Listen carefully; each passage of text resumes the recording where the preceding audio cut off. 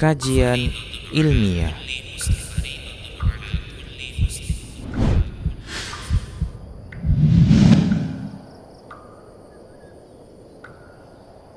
Assalamualaikum warahmatullahi wabarakatuh. Alhamdulillah, wassalatu wassalamu ala rasulillah wa ala alihi wa sahbihi ba'd.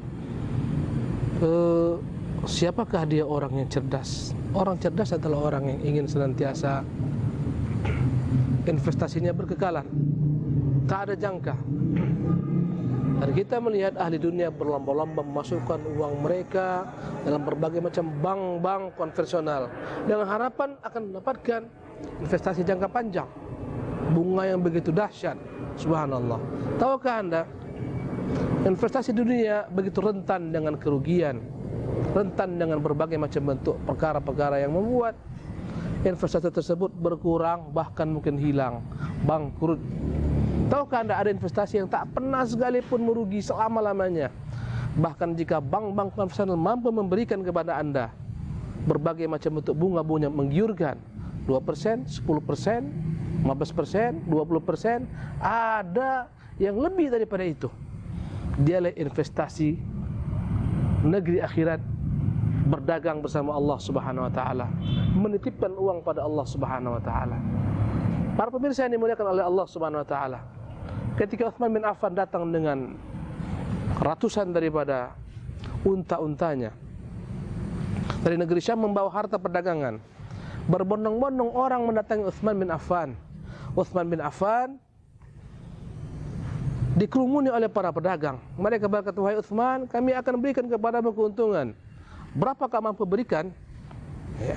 Kami berikan kepada wahai Utsman setiap satu barang keuntungan sekian persen. Ada yang menyebutkan 10%, 20%. Kata Utsman, aku mampu mendapatkan yang lebih daripada apa yang kalian berikan. Sampai 30%, kata Utsman, aku mampu lebih daripada itu. Subhanallah. Mereka mengatakan, siapakah orang di kota Madinah yang mampu memberikan lebih daripada 30%? Kata Utsman, ada. Bahkan bukan hanya 30%, bahkan 700 kali lipat ganda. Subhanallah. Yalah Allah Subhanahu wa taala. Saksikanlah wahai para pedagang, semua yang kubawa ini harta perniagaan, unta-unta lengkap dengan seluruh yang ada atasnya, semuanya sebagai bentuk sedekah lillahi tabaraka taala. Pemirsa yang dimuliakan Allah Subhanahu wa taala, inilah orang cerdas. Subhanallah. Apa yang ada pada kita itu akan hilang. Kata Allah, ma indakum yanfadu wa ma indallahi baqin. Apa yang ada padamu akan hilang.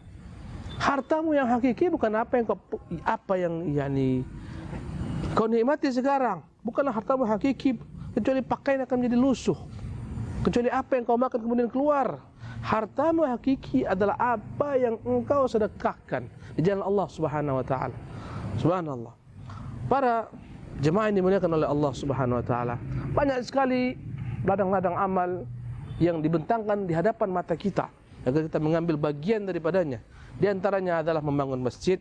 Subhanallah. Tahukah Anda, orang sibuk kemana-mana mencari rumah dengan harga yang tinggi selangit, rumah yang tak tahan dengan gempa, rumah yang bisa luntur catnya, rumah dengan segala macam bentuk kekurangannya. Ada rumah yang tak akan pernah sekalipun luntur catnya, rumah yang begitu kokoh tak pernah sama sekali pun dapat dihinggapi berbagai macam bentuk bara bencana. Rumah anti gempa, anti banjir, dialah rumah di surga. Subhanallah. Tentunya Anda ingin memiliki rumah di surga. Bagaimana caranya? Allah Subhanahu wa taala melalui lisan nabinya yang mulia sallallahu menyampaikan kepada kita pesan bagaimana kita memiliki rumah di surga. Berkata Rasulullah, "Man bana lillahi masjidan, banallahu lahu baitan fil jannah." Barang siapa membangun masjid untuk Allah Subhanahu wa taala, Allah akan bangunkan baginya rumah di surga. Allahu Akbar. Membangun masjid, Allah akan bangunkan bagi Anda rumah di surga.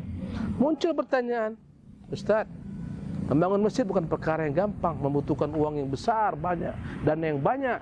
Maka cermatilah satu hadis dari Nabi yang mulia sallallahu, di mana Nabi bersabda, "Man bana lillahi masjidan kamafhasi qutatin, banallahu lahu baitan fil jannah."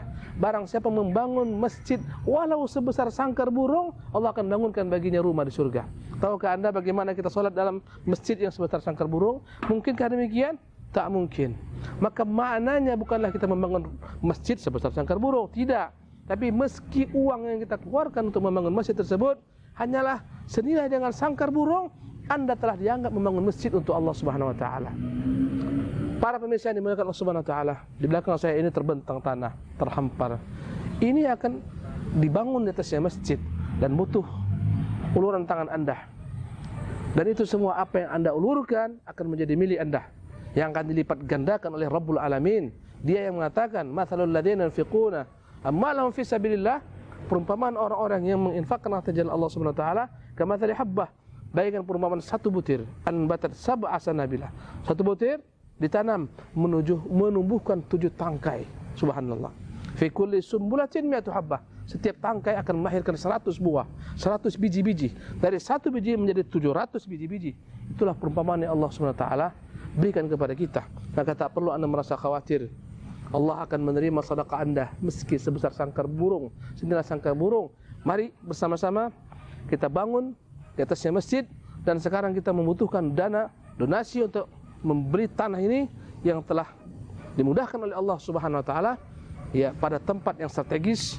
Insyaallah tabaraka taala, semoga di atasnya kelak akan dibangun masjid, dibacakan padanya kitabullah, dibacakan padanya sunnatul Rasulillah, dikerjakan padanya salat, dan semua Anda yang berinfak wallahi walaupun Anda telah mati berkalang tanah akan mengalir pahala kepada Anda selama-lamanya. Hada wa sallallahu wa sallam nabiyina Muhammadin. Wassalamualaikum warahmatullahi wabarakatuh.